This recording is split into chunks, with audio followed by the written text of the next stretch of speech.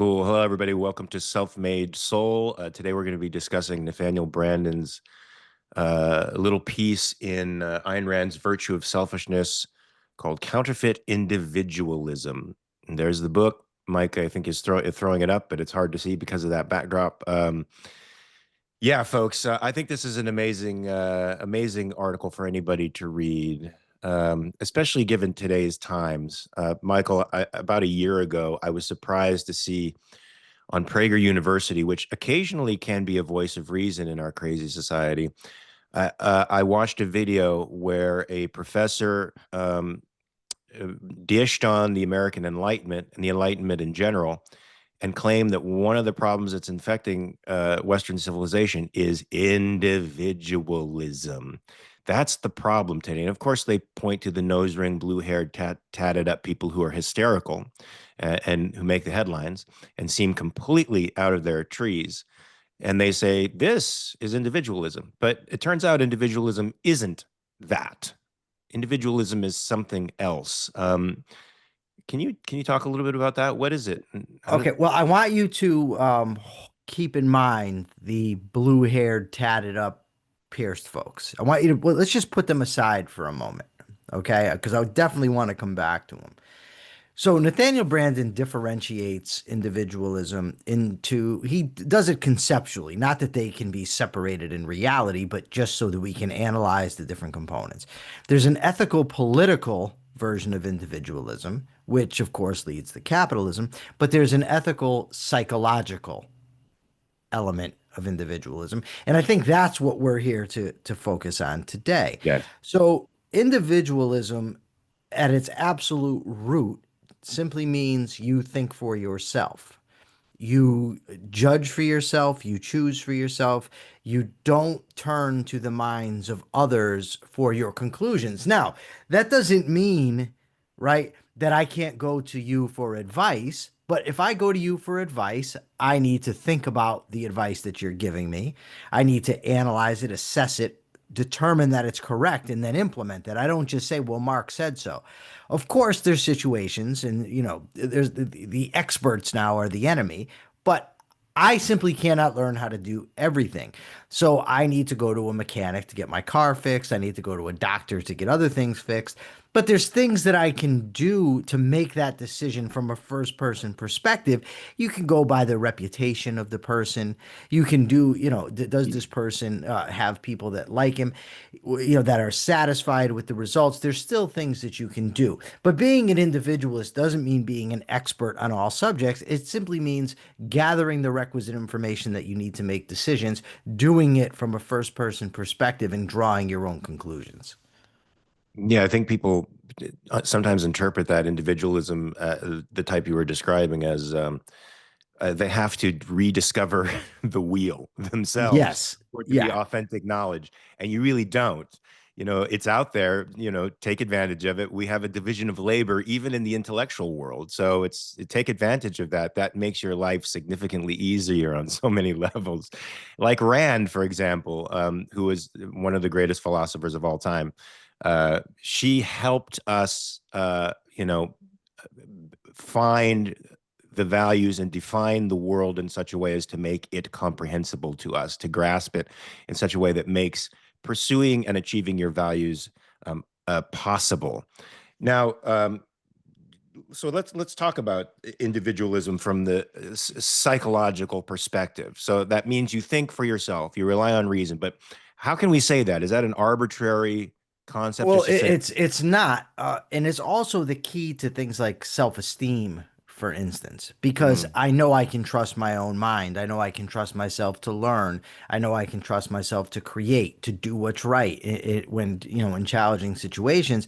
So I then build my self-esteem, which is really just the reputation that I have with myself, and of course it's uh, you know. Uh, possible to do. We know this. I mean, I can't force your mind to do mathematical computations, right? You have to do that. You have to make the decision. I mean, you can memorize 2 plus 2 is 4, of course, But to really learn math, you have to understand the relationship between numbers, how they interact with each other. You have to learn the different signs, multiplication, division, addition, subtraction, and then, the other ones that I really don't know about. But, you need algebraic equations, for instance, that A can stand for some number, but can stand for any number, but must stand for some number. And, you find for A or solve for A.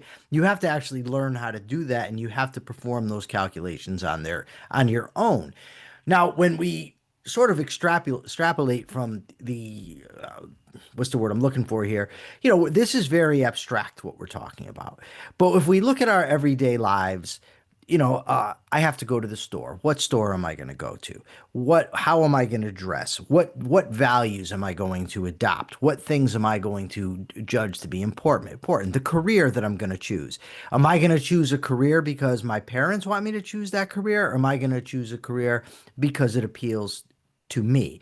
Am I going to rent the movies that I actually enjoy, or am I going to rent Mulholland Drive because everybody else says it's a great movie? Wow, you are never going to let me hear the end of Mulholland Drive. Well, it's not your fault. I'm just I use that as the example because I can't imagine that many people really like the movie. I really Uh, think that what happens is people see that others have called it fantastic, and then they come along and say, "Oh, yes, it's fantastic. It's the emperor has no clothes phenomenon." well, it's also that scene in the Fountainhead that's described in Nathaniel Branden's essay here, where Ellsworth Toohey, the ultimate collectivist, gathers together a bunch of individual, quote unquote, individualist artists who aren't really individualistic at all. No. The world is defining individualism the way Prager University defines it, as a rebellion against just a rebellion against norms, cultural norms, or even reality, which is what those artists are rebelling against.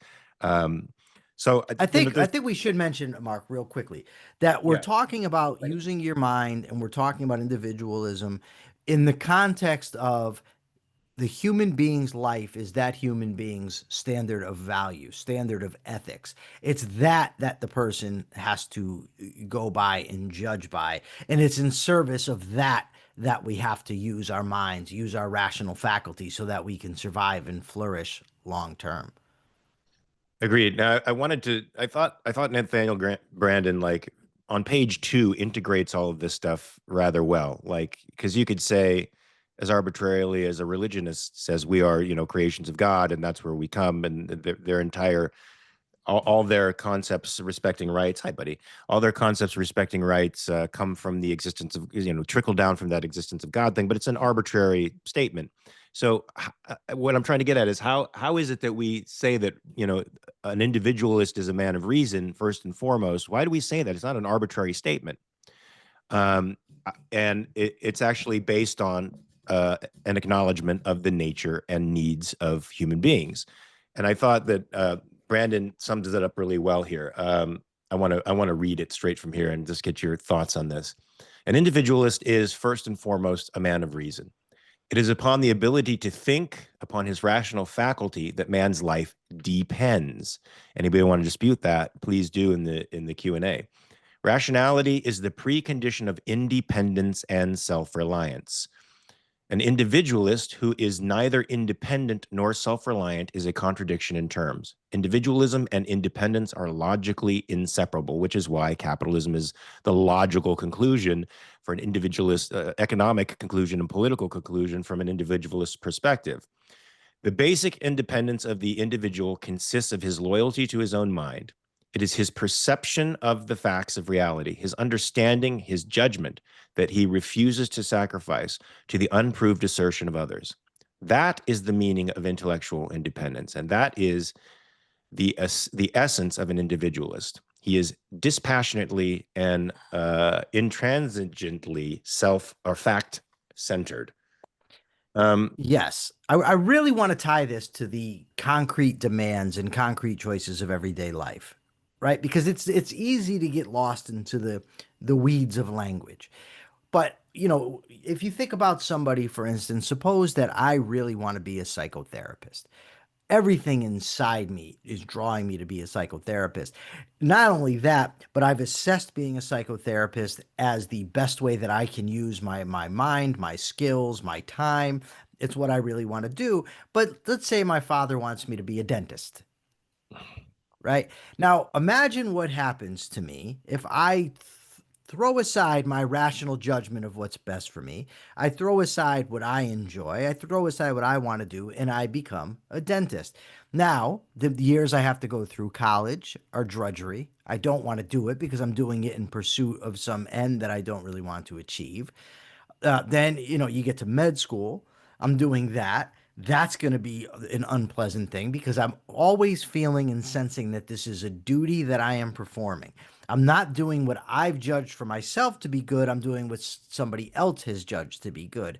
Now I go into the medical practice. I'm a dentist. I'm dealing with patients whom I do not want to be dealing with. I'm performing acts, dental surgery, tooth pulls, cleanings, all things I don't want to do. So my whole life now, or not my whole, but a good portion of my life is spent doing things that I haven't chosen based on my own judgment, that I don't really enjoy. How are my interactions now going to be with my patients, with my secretary, with the, I think they're called hygienists that work with me? All of these things are going to be gloomy for me. They're going to not make me happy. They're not going to be serving my life. They're not going to serve my flourishing or my happiness. And you can use a nimity of examples to see this. I mean, imagine if you want to buy a car and you look and you say, for my needs and for what I want and for what I like, I want to get a Honda Civic. But your significant other tells you, no, no, no, no, no, no, you need to get a Toyota Camry. Now you buy the Toyota Camry against your own wishes. What happens? You end up resenting the person who told you to buy the Camry. Everything that goes wrong with the Camry now, you're blaming the guy or your Mm. your your your wife, whatever the case may be, for telling you to buy this thing. You're upset literally every time now you see the car that you actually wanted. You start to feel, oh, I really wish I had that. It just creates strife. It's absolutely imperative that we act on our own judgment and values and not behave in accordance with what everybody else wants us to do or thinks we should do. That, to me, is individualism, and that is the importance of it. Yeah, so I don't know if I could formulate this in a coherent question because I want to get your feedback on this, but it may be a little sloppy in the formulation. Um, What's a little y- sloppiness amongst friends? well, I know how precise you are with language, and I'm a little less so, and uh, unfortunately, that makes for sloppy formulation sometimes. So you grow up a certain way as we did, um, and that leaves you with a host of conscious and unconscious values that lead you to interpreting your perceptions a certain way. Uh, and you start to realize, maybe through the philosophy of objectivism, that you need to change your values because they're not really productive for your life. You're not living the best life you possibly can. But by the same token, you have deep seated, perhaps unconscious connections that you've made that you haven't quite uprooted yet that make you, and you know this about yourself, and it makes you doubt your perceptions. I mean, perceptions Sure. just are. It's your interpretation of these perceptions, and that matters. And Nathaniel Branden talks a lot about that as an individualist. You don't doubt that stuff. You don't doubt the perceptions. But as a person who comes from a crazy background and your hardwiring is twisted up, and you knew that, and you've been rewiring yourself for years and years and years, how do you how do you how do you sometimes it's difficult to know whether or not the way in which you are reacting to a perception to perceptual evidence is right or wrong. You know what I'm saying? Well, I do. And the key is to learn how to think. We don't just, come out of the uterus. They, stick us in a corner somewhere. We grow and now we know how to perform the connections of logic. We have to learn these things. We have to learn how to think, learn how to weigh, assess evidence, learn how to understand when a conclusion is warranted, when it's not. So, for instance, for me, I read books like How to Think Straight by Anthony Flew. We When should put good that we should put that like in Lou, we should put that in our, yeah, thank you. Yeah, Rule Book for She knew what I meant. Argumentation by I don't remember who. I read another book called Being Logical. When Well, good this thinking stuff and goes this stuff helps bad. you sort Well, through the what way it in does which is you're, it helps you to assess evidence, right?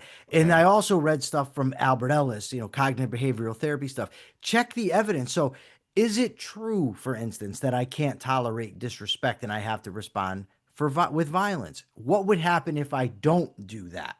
Right? What is actually going to give me the better result? And I can look just based on simple facts, what's likely to happen here. I can look to other people, what has happened to them when they've behaved this way. And I gotta say, I don't know, like that it's true that, first of all, I don't think it's true that we have to adopt the values that we grow up with. I think most people do by and large, because it's Yeah. extremely difficult to fight against it. But I also think that there's decisions that we make along the way. So I was 17 years old, and I'll never forget this as long as I live. I was thrown out of school, and I had to go to a tutor. And I was walking to the tutor, and I was having this like, I don't know how to even explain it, like an overwhelming feeling coming down on me that I needed to stop, that I needed to stop being a criminal, that I needed to change, that I needed to grow up. And Wow. I distinctly remember deliberately pushing that out of my head. Wow. We had the same kind of epiphany, but I went in the other direction and Right. it was Now, slightly I could younger. have done something different, but at that moment, you have that second-handedness. Okay, if I do that, what about my friends? Right? What's my father going to think? What are my friends going to think? Who am I going to hang out with? What kind of effort am I going to have to put forward to actually do that? Then will I even be me anymore? This is me. I want to be a crook. My values are Goodfellas, Godfather, mobsters, that type of movie. That's what I want. So I Mm, pushed that out of my head. I didn't have to. So you have to really just first thing is the decision, right? I want to be an individualist. I want to be a first-hand thinker. I want to make the best decisions for my life. That's the first thing. And then you have to learn to actually think, which is a painful process. There's a saying that I love: a moment's thought would have shown him, but a moment's a long time, and thought's a painful process. Right? mm, Because it can be. You have to go through all these things and weigh all these variables. But it's a must if you want to have a happy life, if you want to be good.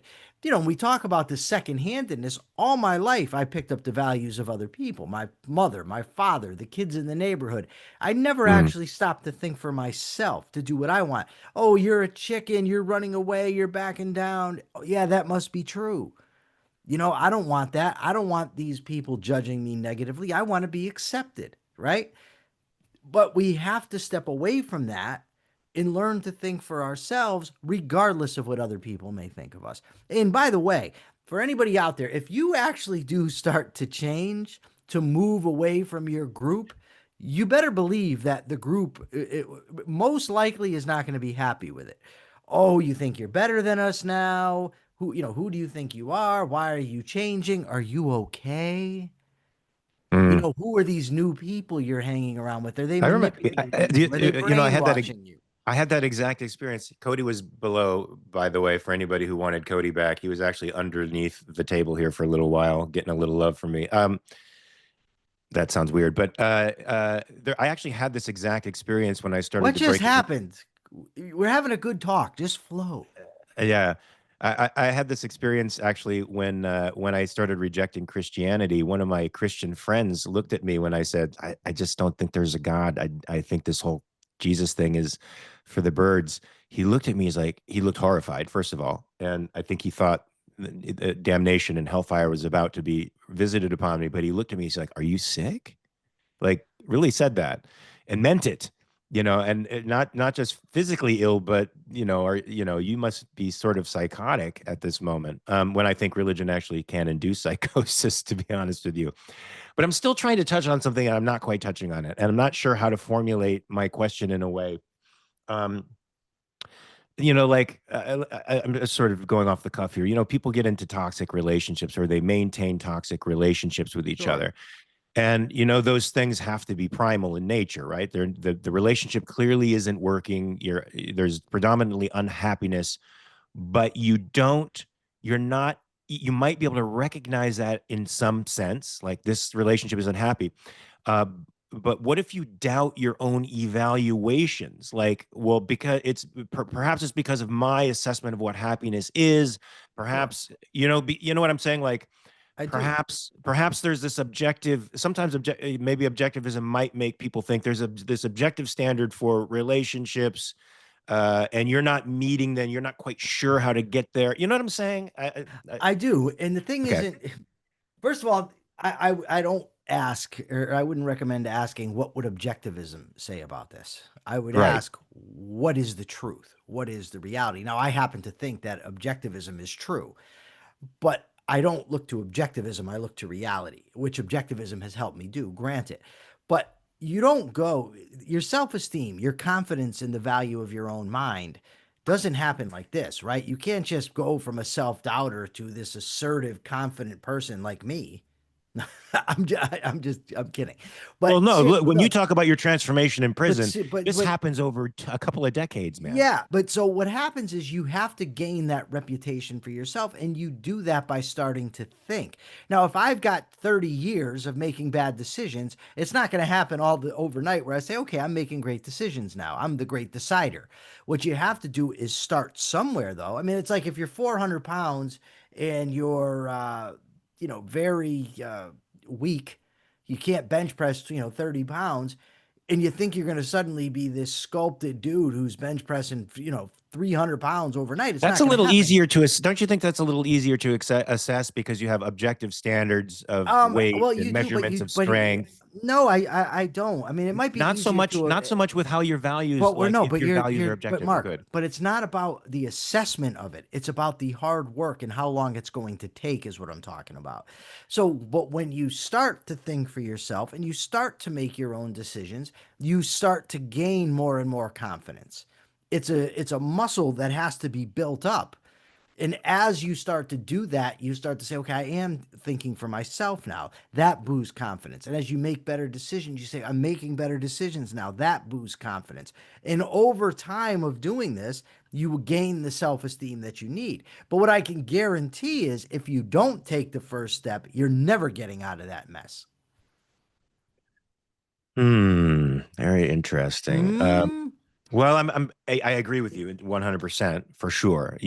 Confidence in your own mind is a muscle that you have to work out. And it's not going to get there overnight. It's going to take trial and error and lots of mistakes and step fallbacks in order for you to get there. Um, do you find, Michael, that there are holdouts in your? I'm not sure if I can formulate this right. In your value system that are particularly hard to get rid of, like that undermines your confidence in your ability to um, perceive what's going on and to respond to it and win. You know what I to mean? understand what's going on, no. I normally am pretty confident I understand what's going on. Are there things that nag at me and irritate me? Yes. Even when I know what's going on, it's still there because it's been so deeply embedded in me. By the way, hi audience. It's nice to It's see everybody up in the gallery. Hey, everybody. it is it is it Um, is it is. I thought we were going to have Just, sort of an empty house for a while, but no, no, everybody popped. no. It's nice. Just knowing Mark has me introduced to all these pretty women. It's nice. So like I'll tell you a story just from yesterday. So the other day I made a joke on our show about libertarians. And I said how I joked with somebody that if he and I were on an island, I'd take his stuff. Clearly a Yeah. joke. It was clearly a joke with him. It was clearly a joke when I said it on the show, and I labeled the clip I joking about libertarians. I've spent the last 15 hours being badgered by libertarians, calling me names. You're a criminal. You haven't changed. And there's something when somebody brings that into the equation, when they don't address what I've actually said, when they go and they bring in, well, you're a criminal, you were a criminal, look what you did. The injustice of what they're saying strikes at me, and it bothers me, even though I know it shouldn't. And I'm not, and it doesn't always. It doesn't. A lot of the times it doesn't. Sometimes it does. And the thing is you're talking to me about something I can't change. It's such a cheap shot, right? Because what am I going to say to that? No, I didn't do it, or no, it wasn't bad. Of course. But they put me in a position to where any defense that I give comes off perhaps like I'm excusing it.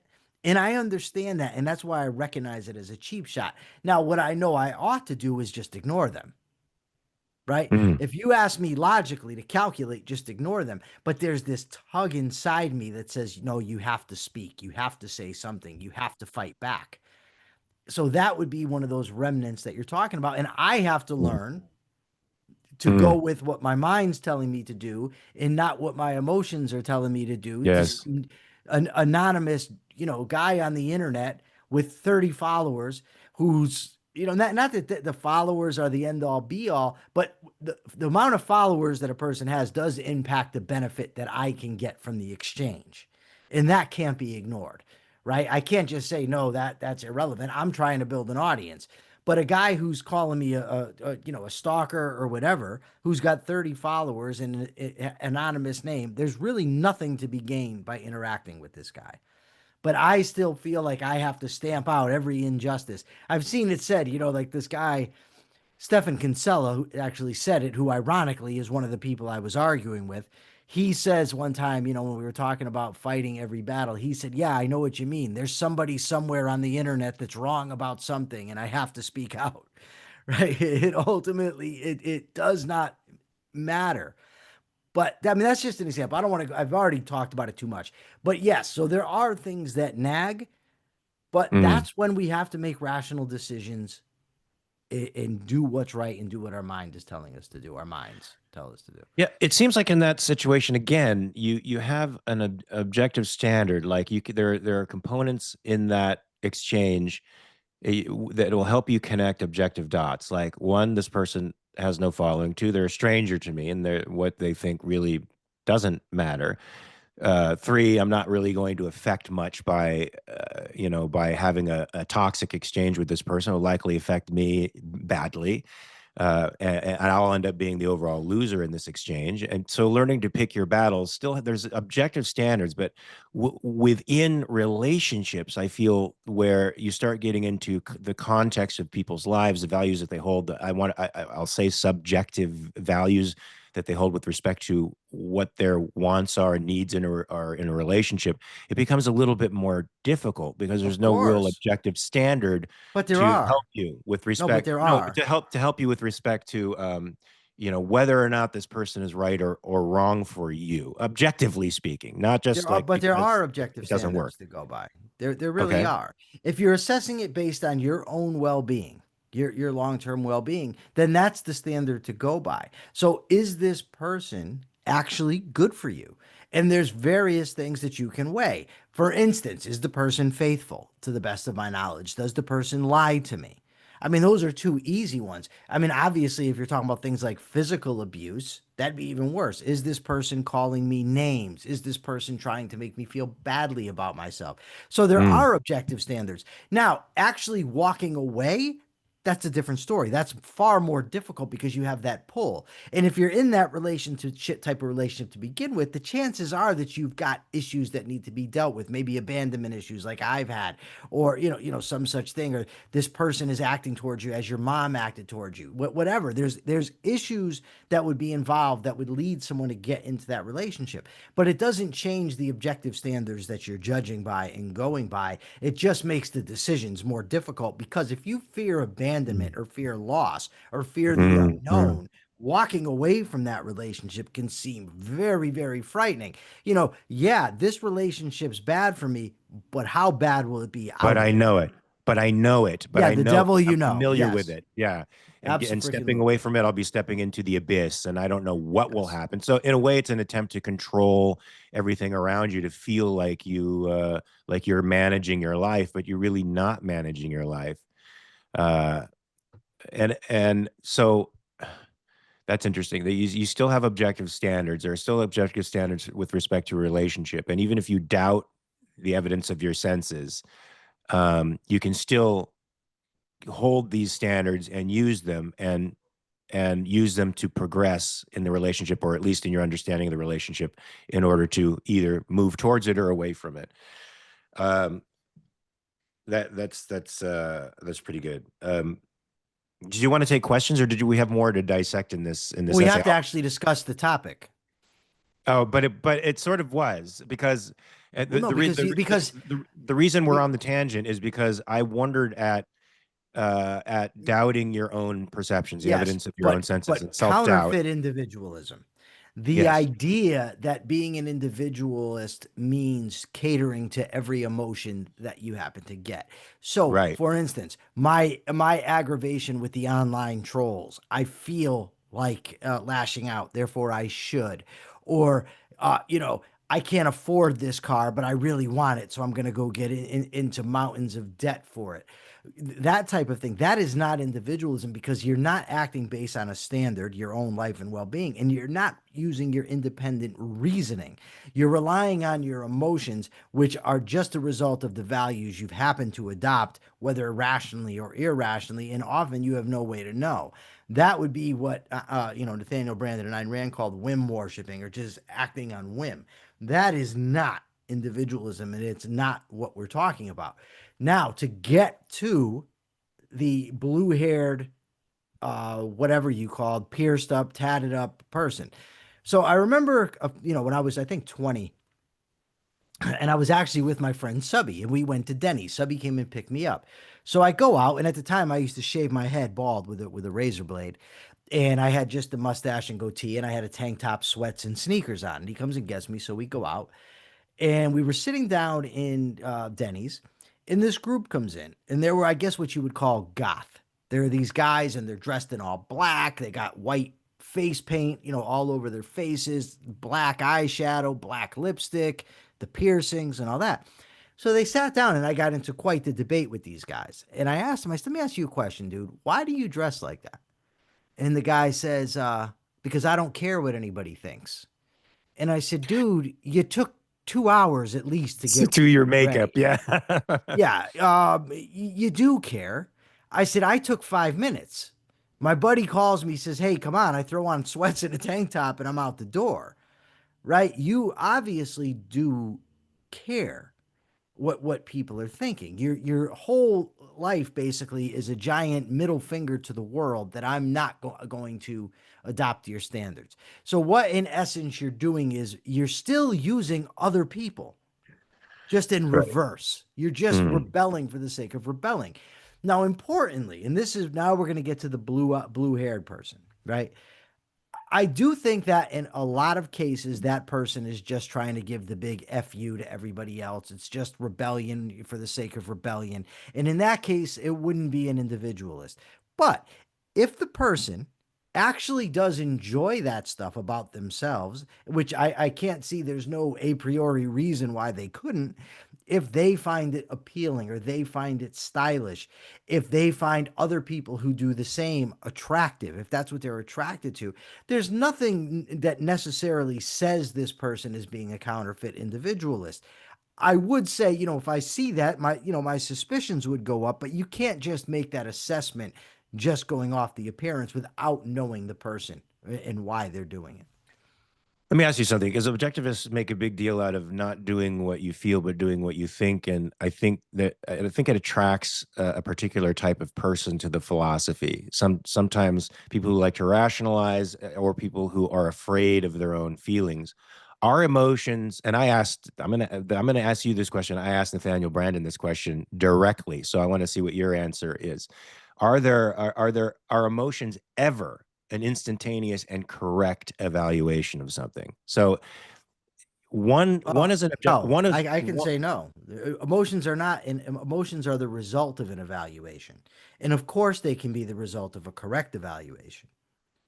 But the okay, emotion itself is not an evaluation. It represents an evaluation that you've already made. already made And, a and of course, pre-conclusion, that but evaluation could that be could but correct. that conclusion could be correct, right? Could And so be, there are times when your emotion is an exact representation of objective sure. reality, and you need to follow Yeah. that But how, emotion. well, you don't follow their emotion. You still have to, you can't know based on the emotion alone that the assessment is correct. You always have to look directly at reality. Now, obviously, look, I'm not talking about you want chocolate ice cream, go get a goddamn chocolate ice cream. Unless you're a diabetic or you're overweight or, whatever. I don't know, whatever reasons you have for that you shouldn't eat chocolate ice cream. I'm just saying that there's things that are just a matter of opinion. You know what I mean? And there's things Mhm. that aren't. And in those cases, as long as you understand what you're doing, okay, this is not a matter where I'm going to assess this rationally. It's just a matter of opinion. This is my opinion. I'm going to do it. We'll go ahead. Like, I mean, let's take an example. I personally would never in my life sport that mustache that you're sporting right now. Right? I wouldn't do it. Right? But it's a matter of opinion. Some people like it. Well, I'm getting paid money to have this mustache. So Oh, whether throw that whether or around not they're all paying every me time. enough to You and sport the Rozzy. mustache, Yeah. whether or I not they're might paying do me it. I enough. might do it. I might do it for money. You pay me, I'll rock the mustache. The problem is no one's paying me to do Yeah, they might not be paying me enough to have the gray hair and the mustache for 6 months, but they are still paying me. So there is some benefit. For now I forgot you completely derailed me on that. Now I forgot the question that I was going to ask. that. Um, so I love that individualism represents a person who is rational and independent, and they are fact oriented. Now, this doesn't rob the person of emotional life, does it? Now, Michael, a lot of people think that objectivism will turn you into a Spock-like character who Right. so checks their emotions at the door that they repress. And I do think that Yes. objectivism attracts repressors of emotion. How do you avoid that pitfall of repression? Because Rand always spoke out against emotional repression. She Yeah. didn't think that that was a healthy thing. Well, first, I would rid myself of the idea that there's such a thing as a bad, necessarily a bad emotion, that emotions are evil. Emotions are the result of evaluations. Those evaluations can be either good or bad, but the emotion, and notice I saw a post on the screen that she's going to give me $50 to rock that mustache. Let me tell you, we get a gathering of people that'll do that. I'll rock the mustache. $50 is enough. I'll spend that in a night. The other night I went to Panera.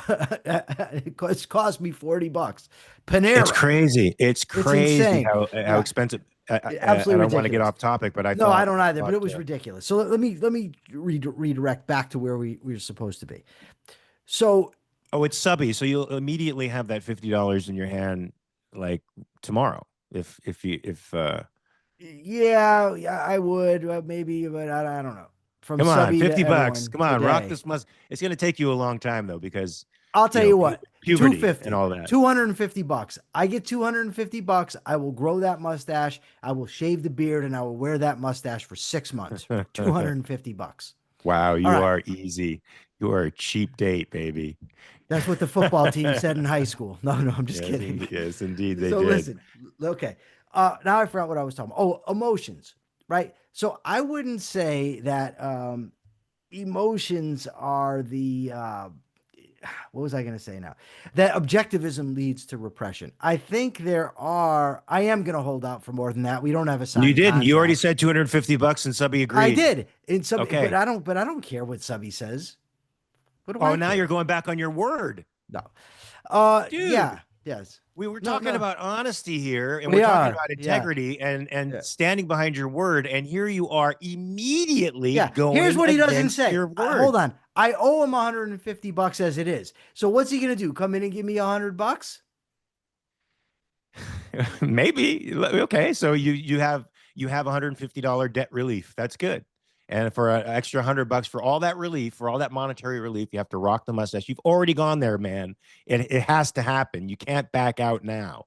Okay. So listen. Back to the thing. Can we talk about what we're talking about now? Okay, Subby's issuing a challenge again. Yes. Here's the inherent problem with this, right? I have a girlfriend that I've kind of forgot about, and I'm not sure she's gonna go along with the Mark Pellegrino porn stash for 6 months. Right. And now in prison, I did it. I would do that for out of a bet. Oh I shit, we're did all going in kinds. we're going in places now in the chat Yeah, that but we're. let's get back to what we're trying to talk about, and let's get away from the Mark Pellegrino porn stash for just a minute. We can discuss this at another time. So the repression aspect. What I Yeah. would say is honesty, which is a virtue in objectivism, means acknowledging and feeling everything, right? So it cannot be a virtue to repress your emotions, to evade them, to pretend they don't exist. It simply can't. You need to, if you want to know yourself, if you want to learn about what you value, and if you actually want to change, Yeah. you have to be willing to accept those emotions, to deal with them, to process them, to understand what's causing them. So repression is the exact opposite of what an objectivist would do. Um, Now I get how that can happen, but it's by a misunderstanding or misapplication of the philosophy. Yeah, so it's interesting that totalitarian regimes employ repression of information, which is what an emotion is. Emotion is information. It's telling you something about yourself, it's certainly about your evaluations, that it's good for you to acknowledge and try to understand, particularly if those evaluations or those feelings are taking you in directions that are counterproductive to your life. You know, if they subtract from your capacity to thrive, from your joy, from your happiness, right? And I mean that's not joy. Joy is sort of a state of contentment, that you're doing the right things, and you feel in harmony with your values, kind of thing. Um, do you want to take questions from the gallery right I now, or do you? absolutely want to. If they have Yeah. questions, I absolutely want to take questions. I So, get a guys, if you chance have to any talk to women. Let's roll. if you have any questions, raise your hand, and we'll do our best to answer them. If I can't answer it, Mike will be able to answer it. Mike can't answer it, maybe I will. Uh, so let us know. Lou, do we have any? Let Do it we have any snow. hands up? Let it snow. Let it snow. Let it snow. That song was banned, wasn't it? As Yes. sexist. As sexist. Yeah. As, Okay. no, as rapey. Oh, it was rapey. It was a little creepy and rapey. That's right. Yeah, I don't. Sure. I want to go back to Mike, when you were talking about libertarians and how they were getting your joke. And Yeah. when you talk about counterfeit individualism, can people whose actions are guided by arbitrary whims or rejection of reality actually really understand humor? Because I think for me, a lot of a lot of comedy is recognition of something that's incongruous. I'm not really sure I understand the question. No, I'm sure I don't understand. Can you rephrase it maybe? Um, if people are not getting jokes, is that related to not really being in touch with reality? Because if you don't see something as a joke, a lot of humor is about that break from reality that's suddenly unexpected, and you laugh because it's not quite in touch with reality. So just Yes. something So there. there's a very sort of deep irony in this because one of Stefan Kinsella, for instance, has teased me about how objectivists can't take jokes. Right? He throws around the term randroid and things of that nature. Murray Rothbard wrote about how objectivists can't take jokes. It turns out that in reality, when the joke is actually aimed at libertarians, a lot of them can't take it. And it's one of two things that I can identify, and it could be more. It's either they can't take people making fun of them because they're just that insecure, which is a distinct possibility, or they're out of tune with emotional reality, as Mark was saying. So they everything is just literal. It didn't matter that in the clip I said I was joking with somebody the other day. It didn't matter that in the headline it said a joke about libertarians. It was like they heard me say I'll take the guy's stuff on a desert island, which I mean that off the muscle should tell someone this isn't serious, because when in the hell am I going to be on a desert island with this guy struggling over bananas or whatever the hell else we'd be fighting over, right? It's not going to happen. But they just take it literally, so that's a possibility, that it's just an inability to see nuance, to understand humor, or it's an insecurity thing, because that non-aggression principle for a lot of them is like a religion, right? It's not a well thought out thing, and they call it an axiom, some of them, which mean it's just accepted, it's self-evident, it doesn't have to be proven. So any sort of critique of that or attack on that, they maybe take as like attack on their religious belief. Hey, Michael, I wanted to ask you because also I think a common misconception that people have about objectivists is not only they think that Rand didn't understand comedy or the purpose of humor, and because she was so deadly serious all the time. Of course, if you listen to Leonard Peikoff, he's very witty and funny to listen to. But do you think somebody should have a sense of humor about himself? And is that in any way denigrating the self to have a sense of humor about yourself, or is it I or don't is think it so. or is it a nice context? Like you're I you're think able to it. see yourself and your flaws and actually enjoy yourself as a human being. You know what I I'm think saying? it's like I'll give you an analogy. I used, I've joked with a lot of people in prison, friends of mine of different races, and we would tell racist jokes to each other. Be quite honest. And I told them there's a difference, right? As if you want to joke to me about, for instance, how cheap Jews are, I don't care, or how Jews run the media, I don't care. Joke about it, make fun of it, laugh at it. If you want to make a joke about the Holocaust, no, we're not doing that. That's Right. not funny. That's not humorous. And I think a similar principle applies to my person.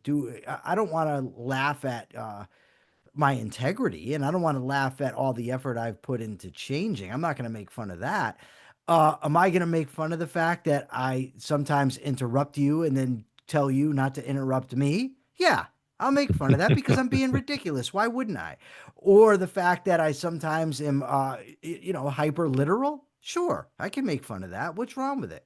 I don't see anything wrong with it. There's people who would argue, I can't remember who, that would say, yeah, but that's not your core self. You shouldn't laugh at your core self.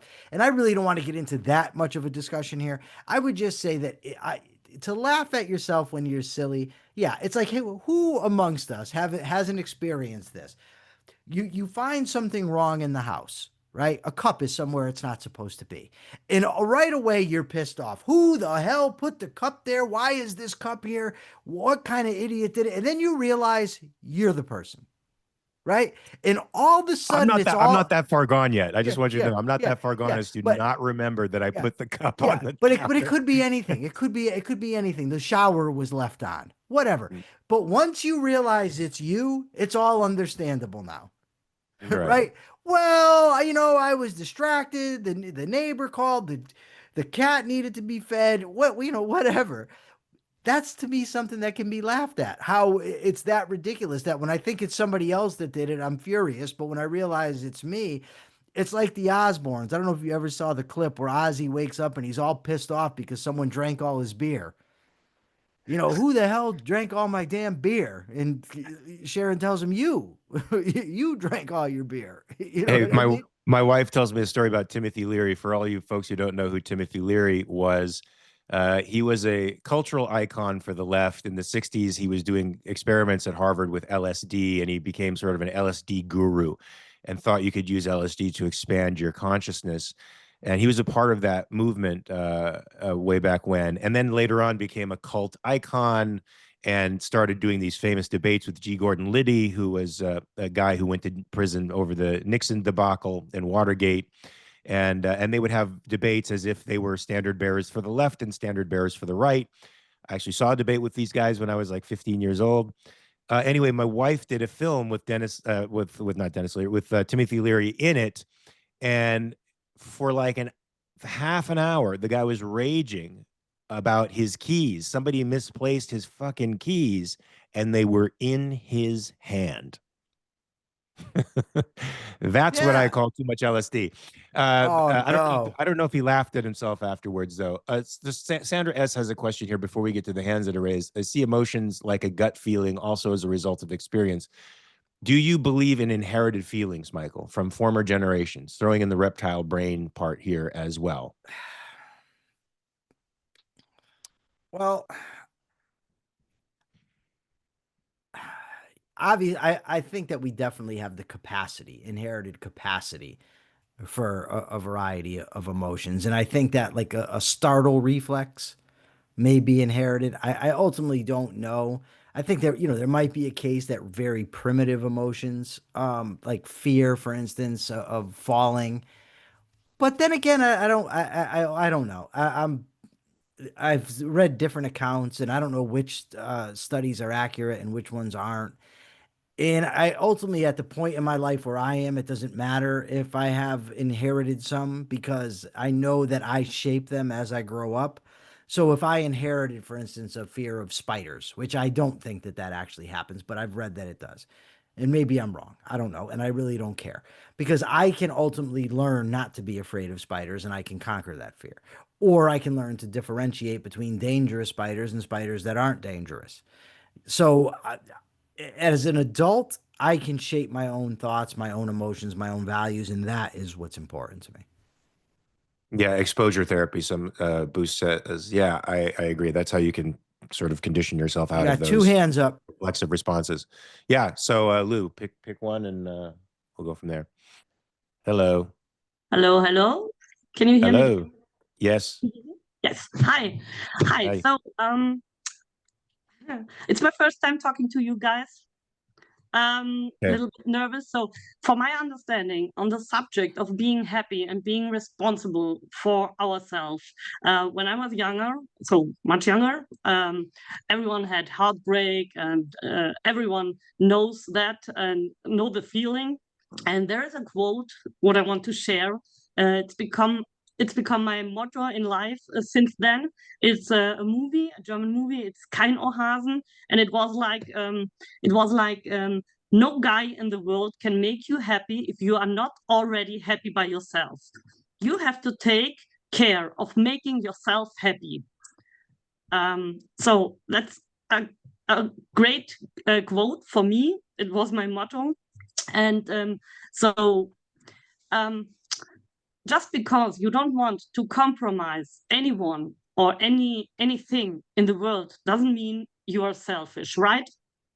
So because a lot of people don't know this difference. I had a friend early years, she said every time, oh, you are so selfish, and you don't care what everyone say and everyone make. So, and now 20 years later, she said, you were my master. So, and I think there's a difference because pain and individualism arise with experience and pain, what everyone go through, right? So, and I think there is a difference in private life, I think, and in the job. How so? What do you mean? I mean, in private life, I don't care what anyone think, and most of them think, "Oh, you are selfish," because I don't care. When I want to make my way, I make my way. In my work, I'm a project manager at John Deere. I'm responsible for pre-production builds, and I can only act in the interest for the team. I cannot make everything what I want. That's my point. So you think there is a difference? So unless what you want is more properly in the interests of the team and the business, then you have to actually speak out to the boss man and say, exactly. I actually think it should be this way. Yeah, I cannot act what I want to make, so I have to go to get the feedback from my boss. That's you acting on your values by going to the boss and saying, I think this is the wrong way to go. I think this way will actually profit us more, will actually be better for the team. That's you still acting on your values. Go ahead. This is a key distinction to make, right? Caring about what somebody thinks because of what they think, that you just don't want somebody else's inside their head to be negatively evaluating you, right? So that's one instance. Another instance might be, well, this group of people who is not a rational group of people anyway might ostracize me. So that's another aspect. But you're talking about when you're at a job, right? So if I assess a job is in my rational self-interest to have, I go work there, then yes, I do care what my boss thinks. Like Mark can't shave off that ridiculous mustache and go into work. His boss wants him to have the mustache, right? Okay. So he has to care because and plus I've agreed to do it. I didn't have to grow it. No, yeah, right. So but you have to care. in those contexts, but it's not caring what the person thinks because of what the person thinks. It's you care because it's your living to make is contingent on working for that person. You've evaluated that job as in your interest to hold, and it's not violating any of your other values that are important. So then, yeah, there's nothing Yeah. wrong in that sense. But as long as it's your own judgment of yourself, that matters. Your So, Mike, own do you make moral that judgment. I would say distinction? there is a difference. There is a difference in private life and Yes. job. Yeah. I don't like to put it that way because it implies that if I'm in my private life, then I should be an individualist. But if I'm in my public life, I need to be a second-hander. But that's not what I'm saying. When you go to get a job, it's up to you to assess whether that job is in your interest to have. And then you have to find out the requirements of that job. What do I have to do? How many hours a week? And then it's appropriate to worry about how your boss is assessing your performance because your boss can fire you from that job that you've judged is in your best interest. But to be worrying about does he think I'm dumb, or does my boss think that I'm a jerk, or whatever, things that have nothing to do with the employment, maybe that would be a different story. But it's a different type of caring in regard to how people are thinking and judging you. Yeah. Thank you. Yeah, thank you. Yeah, I'm even though I see the distinction between public and private, I'm a little uncomfortable with it when it comes down to ethics and individualism, because I don't think there is really a distinction, because you're acting in your interests, I think, all the time in both spheres. Yeah, You are, Or you absolutely. you should be. Yeah. That's why it's always important to hold context, right? We're talking about you should not be preoccupied or base your actions on how other people are judging you or based on their values. In the case where you're going to work for somebody, if it's your values that you're working for, then it's in your interest. Then yes, you need to worry about how the guy is going to evaluate your performance. What are the expectations he or she has? Hi, Katrin. Hi. How are you Hello. doing? Hi. I don't have a question actually, but more an observation I made over the last couple of years, because you talked about it earlier that some people have difficulties to do what they want to do when the group acts differently, or if one isn't sure how the group would react. And I'd say for myself, I think 6 or 7 years ago, I was that person who always cared about what others would think of me, and would rather be silent and go with the group. But since I know you both, that certainly has improved and changed.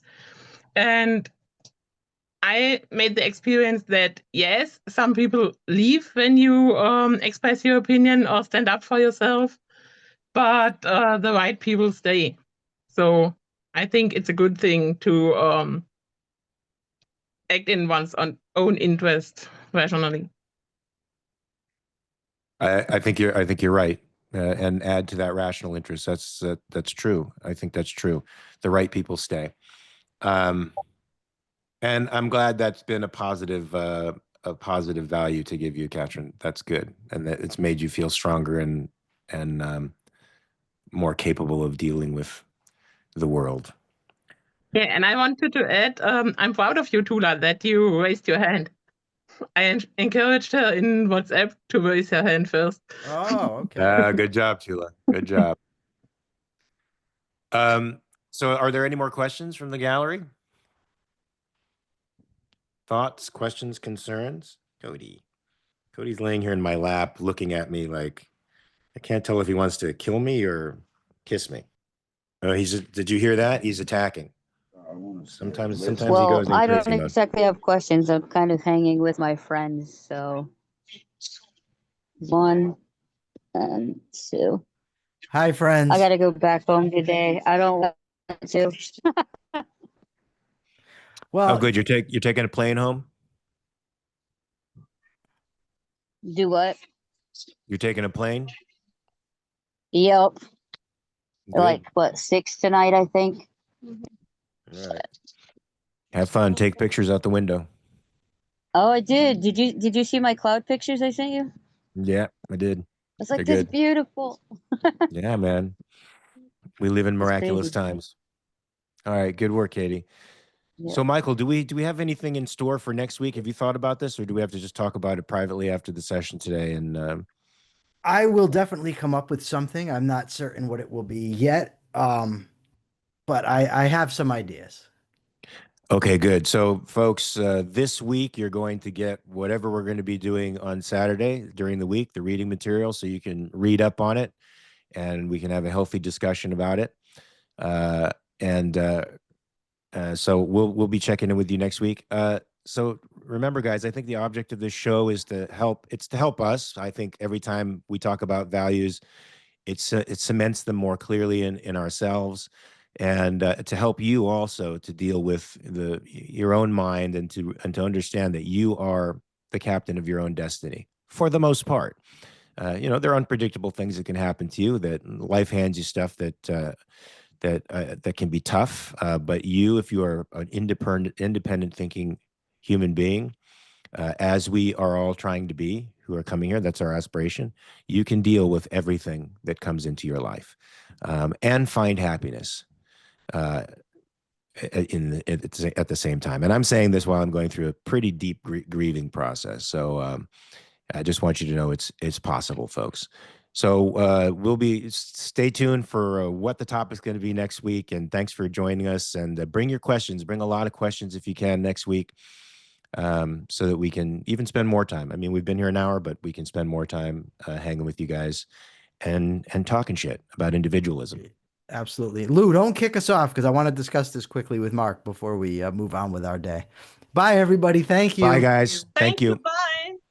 Peace.